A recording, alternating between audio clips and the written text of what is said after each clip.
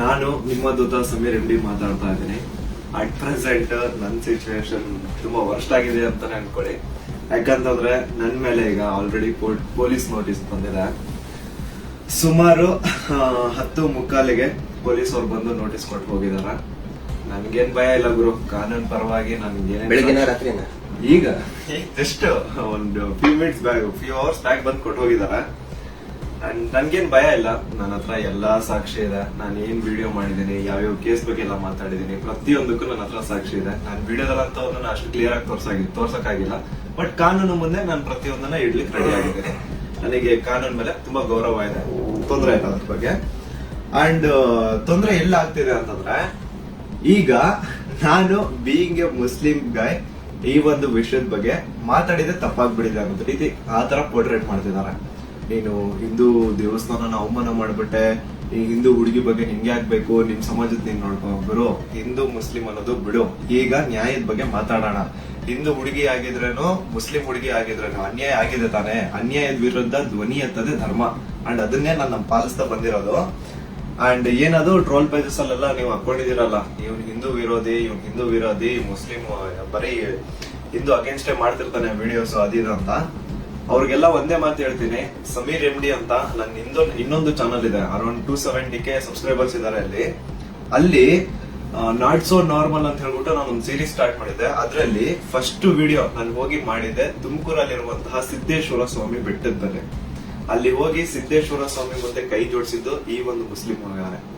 ಅದಾದ್ಮೇಲೆ ತುಮಕೂರಲ್ಲಿರುವಂತಹ ಸಿದ್ದರ ಬೆಟ್ಟಕ್ಕೆ ಹೋಗಿ ಅಲ್ಲಿರುವಂತಹ ಸಿದ್ದೇಶ್ವರ ಸ್ವಾಮಿ ಮುಂದೆ ಕೈ ಜೋಡಿಸಿ ಪ್ರಾರ್ಥನೆ ಮಾಡಿದ್ದು ಈ ನಿಮ್ಮ ಮುಸ್ಲಿಂ ಹುಡುಗಾನೆ. ಅಶ್ವತ್ಥಾಮ ಬಗ್ಗೆ, ಮಹಾಭಾರತದ ಕಥೆಗಳ ಬಗ್ಗೆ ವಿಡಿಯೋ ಮಾಡಿದ್ದು ಈ ಒಂದು ಮುಸ್ಲಿಂ ಹುಡುಗಾನೆ. ಬಾರ್ಬರಿಕೋ ಅಶ್ವತ್ಥಾಮದಲ್ಲಿದ್ದಂತಹ ಇನ್ಫೇಮಸ್ ಕ್ಯಾರೆಕ್ಟರ್ ಅವ್ರ ಬಗ್ಗೆನೂ ನಮ್ ಕನ್ನಡಿಗರಿಗೆ ತಿಳಿಸ್ಕೊಟ್ಟಿದ್ದು ಈ ಒಂದು ಮುಸ್ಲಿಂ ಹುಡುಗಾನೆ. ಸೊ ಇಲ್ಲಿ ಜಾತಿ ಧರ್ಮ ಅನ್ನೋದು ಬೇಡ, ಆಯ್ತಾ? ಅಶ್ವತ್ಥಾಮ ಬಗ್ಗೆ ಓದಿದ್ರೆ ಸರ್ ಎಲ್ಲ ಅಲ್ಲಿ ವಿಡಿಯೋ ನೋಡಿ ಸರ್. ನಾನು ಇಂತ ಡೀಟೇಲ್ ಬಿಟ್ಟಿಲ್ಲ ಅಂತೇನಿಲ್ಲ ಸರ್, ಎಲ್ಲದನ್ನು. ಮಹಾಭಾರತ ಕುರುಕ್ಷೇತ್ರ ಯುದ್ಧದಲ್ಲಿ ಕೌರವರ ಪರವಾಗಿ ಹೋರಾಡಿದವರು ದ್ರೋಣಾಚಾರ್ಯನ ಮಗ. ಸೊ ನೋಡಿ, ನಾನು ಹಿಂದೂ ವಿರೋಧಿ ಅಂತ ಖಂಡಿತ ಅಲ್ಲ. ಹಿಂದೂ ವಿರೋಧಿ ಆಗಿದ್ರೆ ಒಂದು ಹಿಂದೂ ಹುಡುಗಿ ಜೊತೆ ಆಗಿರುವಂತಹ ಅನ್ಯಾಯದ ಬಗ್ಗೆ ನಾನು ಯಾಕೆ ಗುರು ಧ್ವನಿ ಎತ್ತುತ್ತೇನೆ? ನ್ಯಾಯದ ಬಗ್ಗೆ ಮಾತಾಡೋಣ ಅಷ್ಟೇ, ಅದೇ ನಮ್ ಧರ್ಮ. ಅಂಡ್ ಕೇಸ್ ಡೀಟೇಲ್ಸ್ ಎಲ್ಲ ಈಗ ಗಿರೀಶ್ ಸರ್ ನಿಮ್ಗೆ ಹೇಳ್ತಾರೆ, ನನ್ನ ಮೇಲೆ ಏನ್ ಕೇಸ್ ಆಗಿದೆ ಅದ್ರ ಬಗ್ಗೆ ಏನಂತ ಗಿರೀಶ್ ಸರ್ ನಿಮ್ಗೆ ಅಪ್ಡೇಟ್ ಕೊಡ್ತಾರೆ. ಬಟ್ ಅದಕ್ಕೂ ಮುಂಚೆ I really want to thank you team ತಿಕ್ರೋಟಿ.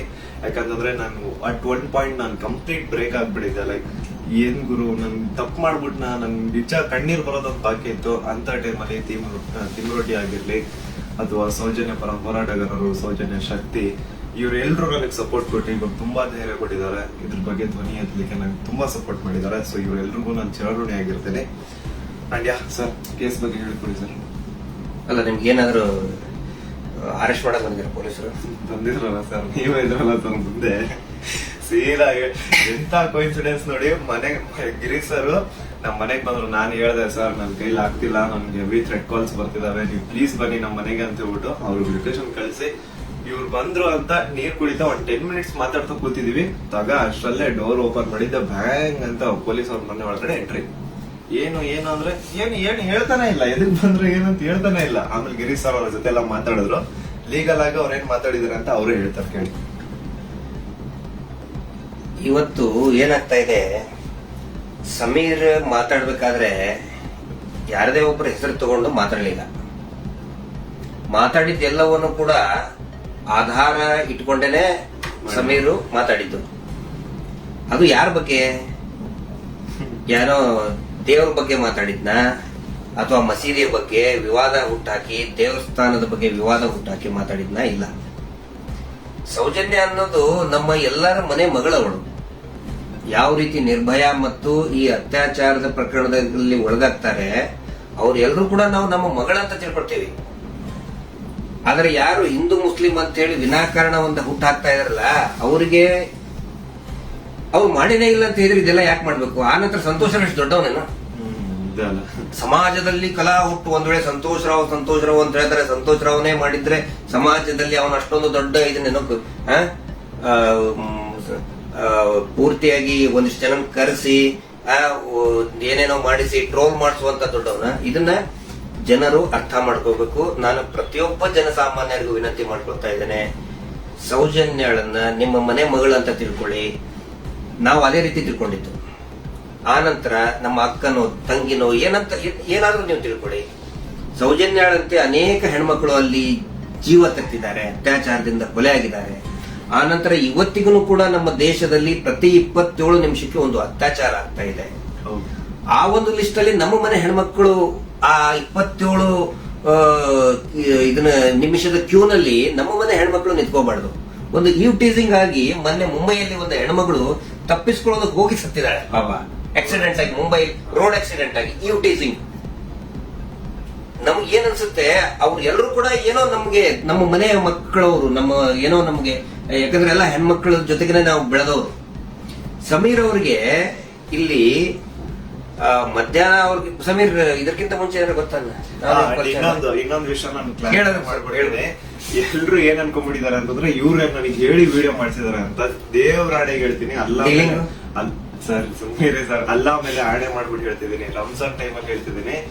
ಇವ್ರಿಗಾಗ್ಲಿ ನನ್ಗಾಗ್ಲಿ ಯಾವುದೇ ತರ ಲಿಂಕ್ ಇರ್ಲಿಲ್ಲ ಗುರು. ಸೌಜನ್ಯ ವಿಡಿಯೋ ಮಾಡೋದಕ್ಕಿಂತ ಮುಂಚೆ ಇವ್ರಿಗೂ ನನ್ಗೂ ಯಾವುದೇ ತರ ಲಿಂಕ್ ಇರ್ಲಿಲ್ಲ.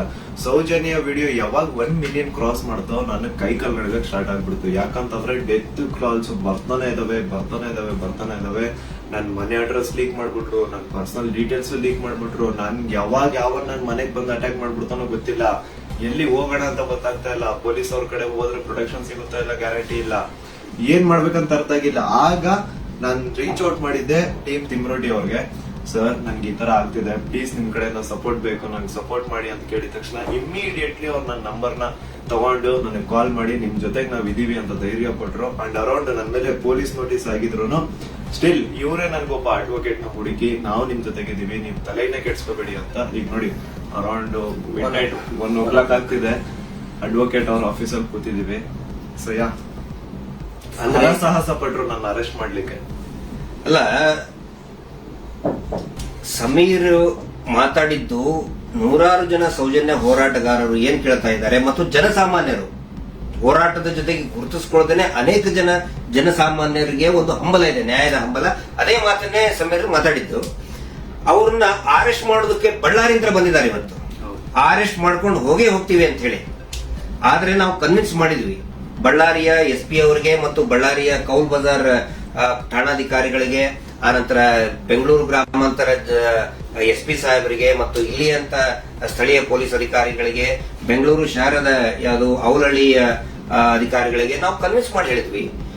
ಆಮೇಲೆ ಅವರು ಕನ್ವಿನ್ಸ್ ಆಗಿದ್ದಾರೆ. ಹಿಂಗಾಗಿ ನಾವು ಅವರಿಗೆ ಧನ್ಯವಾದಗಳನ್ನು ಕೂಡ ಹೇಳ್ತೇವೆ. ಯಾಕಂದ್ರೆ ನಾವು ಕರೆಕ್ಟ್ ಆಗಿ ಎಕ್ಸ್ಪ್ಲೇನ್ ಮಾಡಿದೀವಿ.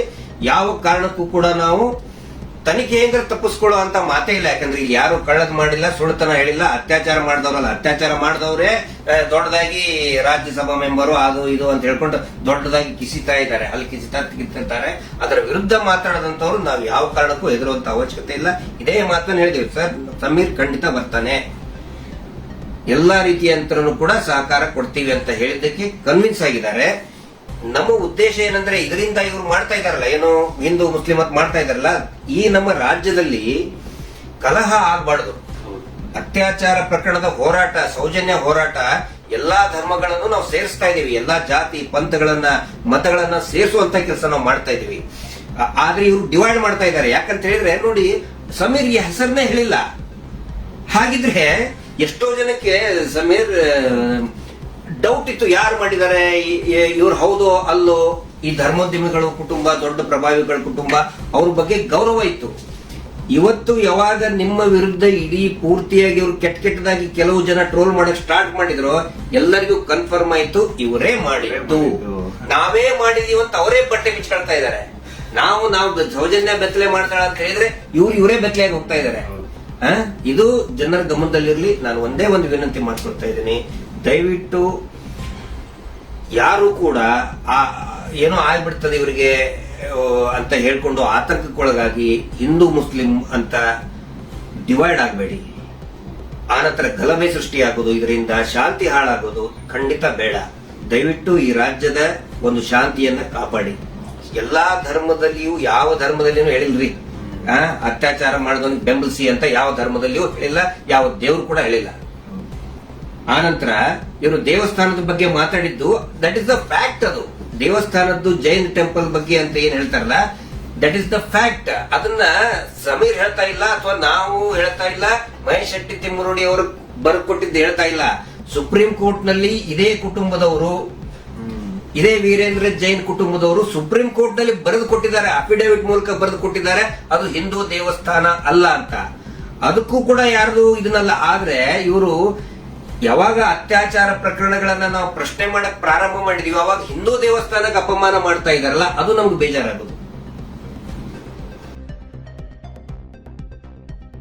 ಅದು ನಮಗೆ ಬೇಜಾರಾಗ್ತಾ ಇದೆ. ಆ ಒಂದು ಮಂಜುನಾಥ ಸ್ವಾಮಿಯ ದೇವಸ್ಥಾನವನ್ನೇ ಪೂರ್ತಿ ಇದು ದೇವಸ್ಥಾನನೇ ಅಲ್ಲ ಅಂತ ಸುಪ್ರೀಂ ಕೋರ್ಟ್ ನಲ್ಲಿ ಬರೆದಿದ್ದಾರೆ. ಅದಕ್ಕೆ ಸಮೀರ್ ನೀವು ತಲೆ ಕೆಡಿಸ್ಕೋಬೇಡಿ. ಏನೇನೆ ನೀವು ಮಾತಾಡಿದಿರಿ ಪ್ರತಿಯೊಂದಕ್ಕೂ ಕೂಡ ದಾಖಲೆ ಇದೆ. ಯಾವುದು ಕೂಡ ಊಹಾಪೋಹ ಮಾಡ್ಕೊಂಡಂತದ್ದಲ್ಲ. ನನಗೂ ಕೂಡ ಸಮೀರ್ ಯಾವ ರೀತಿ ನನ್ನ ಮಹೇಶ್ ಶೆಟ್ಟಿ ತಿಮ್ಮರೋಡಿ ಅವರಿಗೆ ಸೌಜನ್ಯ ಪರಿಚಯ ಮಾಡಿದ್ಲು, ಯಾವ ರೀತಿ ನನ್ನ ಸೌಜನ್ಯ ಕುಟುಂಬಕ್ಕೆ ಪರಿಚಯ ಮಾಡಿದ್ಲು, ಈ ಒಂದು ಹೋರಾಟ ನಮ್ಮೆಲ್ಲರನ್ನು ಕೂಡ ಒಗ್ಗೂಡಿಸ್ತಾ ಐತೆ. ಎಲ್ಲಾ ಧರ್ಮಗಳನ್ನು ಕೂಡ ಒಂದು ಮಾಡ್ತಾ ಇದೆ, ಎಲ್ಲಾ ಧರ್ಮದ ಜನಸಾಮಾನ್ಯರನ್ನ ಒಂದು ಮಾಡ್ತಾ ಐತೆ.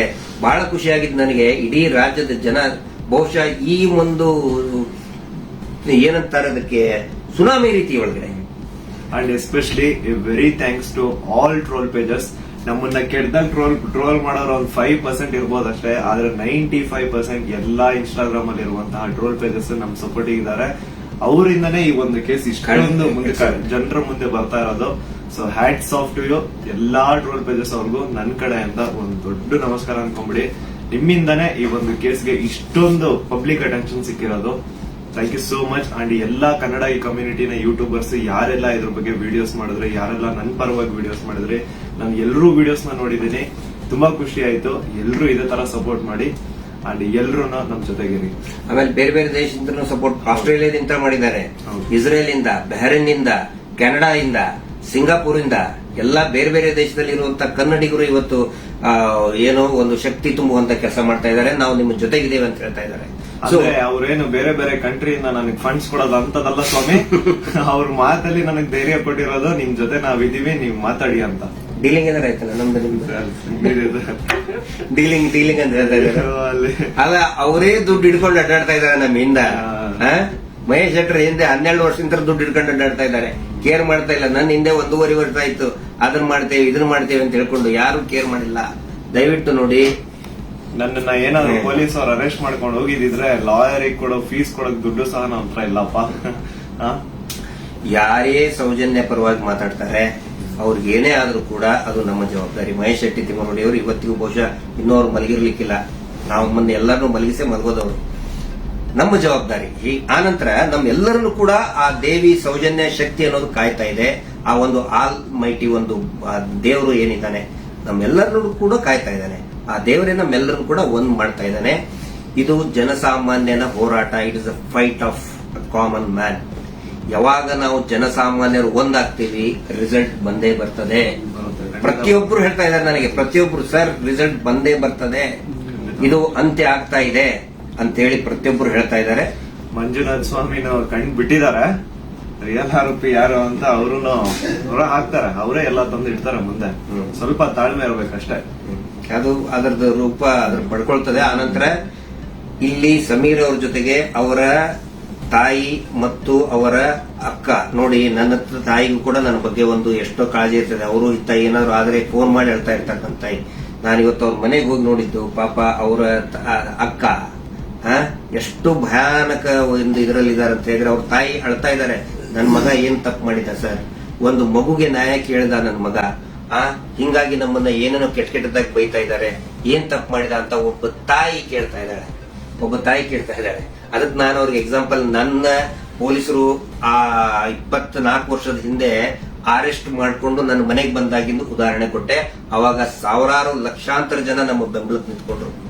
ಯಾವಾಗ ಜನಸಾಮಾನ್ಯರು ಬೆಂಬಲಕ್ಕೆ ನಿಂತ್ಕೊಳ್ತಾರೆ ನಾವು ಹೆದರುವಂತ ಅವಶ್ಯಕತೆನೇ ಇಲ್ಲ. ಸಾವು ಯಾವಾಗಾದ್ರೂ ಬರ್ತದ್ರಿ, ಯಾವಾಗಾದ್ರೂ ಬರ್ತದೆ. ನಾವು ಇರುವಾಗ 4 ಜನ ಮೆಚ್ಚುವಂತ ಕೆಲಸ ಮಾಡಬೇಕು, ನ್ಯಾಯದ ಪರವಾಗಿರ್ಬೇಕು. ಅದೇ ಈ ಹೋರಾಟ. ಹಿಂಗಾಗಿ ದಯವಿಟ್ಟು ಒಂದೇ ಒಂದು ಹೇಳೋದು, ಶಾಂತಿಯನ್ನ ಕದಡಬೇಡಿ, ಡಿವೈಡ್ ಆಗಬೇಡಿ, ಇಬ್ಬಾಗ ಆಗಬೇಡಿ, ತುಂಡು ತುಂಡಾಗಬೇಡಿ. ಇವರಿಂದ ಇಡೀ ರಾಜ್ಯನೇ ತುಂಡು ತುಂಡಾಗ್ತಾ ಇದೆ. ಇವ್ರು ಮಾಡುವಂತ ಮೀಟರ್ ಬಡ್ಡಿ ದಂಧೆಯಿಂದ ಇಡೀ ಊರೇ ತುಂಡು ತುಂಡಾಗ್ತಾ ಇದೆ. ಗಂಡ ಹೆಂಡತಿ ನಡುವೆ ಜಗಳ, ಅಕ್ಕ ತಂಗಿ ನಡುವೆ ಜಗಳ, ನೆರೆಹೊರೆಯವ್ರ ನಡುವೆ ಜಗಳ, ಒಂದು ಓಣಿಂತರ ಇನ್ನೊಂದು ಓಣಿಗೆ ಜಗಳ, ಒಂದು ಜಾತಿಯಿಂದ ಇನ್ನೊಂದು ಜಾತಿಗೆ ಜಗಳ ಹಚ್ಚಿ ಈಗ ಹಿಂದೂ ಮುಸಲ್ಮಾನ್ ಜಗಳ ಹಚ್ಚಿ ಇವರು ಈಗ ಸೇಫ್ ಆಗಕ್ ನೋಡ್ತಾ ಇದ್ದಾರೆ. ಅದು ಆಗಲ್ಲ. ಇವತ್ತೇನು ನಾವು ಒಂದೇ ಒಂದು ಹೇಳೋದು, ಏನೇ ಕೇಸ್ ಆದ್ರೂ ಕೂಡ ಇವನ ಮೇಲೆ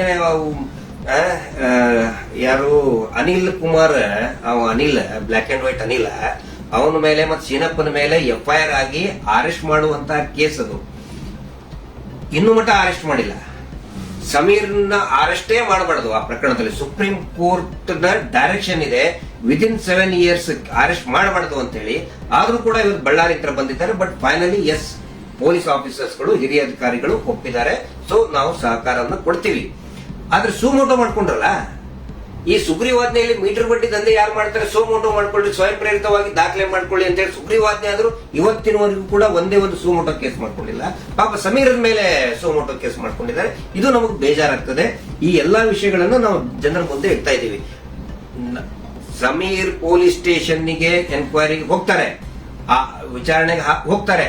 ಆದ್ರೆ ನಾನ್ ಹೇಳ್ತಾ ಇರೋದು, ಈ ಶೀನಪ್ಪ, ಅನಿಲ್ ಕುಮಾರ್ ಮತ್ತು ಈ ಕೊಲೆಗಡಕರು ಕೂಡ ಅರೆಸ್ಟ್ ಆಗ್ಲೇಬೇಕು. ಧರ್ಮೋದ್ಯಮಿಗಳು, ಅವರ ತಮ್ಮ, ಅವರ ತಮ್ಮನ ಮಕ್ಕಳು, ಅತ್ಯಾಚಾರಿಗಳು ಅರೆಸ್ಟ್ ಆಗ್ಲೇಬೇಕು. ಅದಾಗಲಿಲ್ಲ ಅಂತ ಹೇಳಿದ್ರೆ ಈ ದೇಶದ ಸಂವಿಧಾನನೇ ಇಲ್ಲ, ಈ ದೇಶದಲ್ಲಿ ನ್ಯಾಯಾಂಗ ವ್ಯವಸ್ಥೆನೇ ಇಲ್ಲ ಅನ್ನೋ ಒಂದು ಮಾತನ್ನ ಪ್ರತಿಯೊಬ್ಬ ಜನಸಾಮಾನ್ಯರು ಕೂಡ ಕೇಳಬೇಕಾಗ್ತದೆ. ದಯವಿಟ್ಟು ಕೊನೆಯದಾಗಿ ರಾತ್ರಿ ಎಷ್ಟು 1:10 ಆಯ್ತು, ಇದನ್ನ ಟ್ರಾನ್ಸ್ಪರೆಂಟ್ ಆಗಿ ನಾವು ಜನರ ಮುಂದೆ ನಾವು ಇಡಬೇಕಾಗುತ್ತೆ. ಸಮೀರ್ ಅವರ ತಾಯಿಗೆ, ಅವರ ಕುಟುಂಬದವರಿಗೆ, ಅವರ ಅಕ್ಕನಿಗೆ ಮತ್ತು ಇಡೀ ಅವರ ಎಂಟೈರ್ ಫ್ಯಾಮಿಲಿಗೆ ತಮ್ಮೆಲ್ಲರ ಒಂದು ಸಹಕಾರ ಇರಲಿ. ಸೌಜನ್ಯ ಹೋರಾಟಕ್ಕೂ ಕೂಡ ಇದೇ ರೀತಿಯಾದಂತಹ ತಮ್ಮ ಜನಸಾಮಾನ್ಯರ ಒಂದು ಬೆಂಬಲ ಇರಲಿ ಅಂತ ಹೇಳಿ ಇವತ್ತಿನ ಲೈವ್ ಅನ್ನ ಮುಕ್ತಾಯ ಮಾಡ್ತಾ ಇದ್ದೀವಿ. Justice for Sowjanya. ಮತ್ತಷ್ಟು ಸುದ್ದಿಗಳಿಗಾಗಿ ನೋಡ್ತಾ ಇರಿ ಪಬ್ಲಿಕ್ ನ್ಯೂಸ್ 24x7. ಇದು ಸತ್ಯದ ಧ್ವನಿ.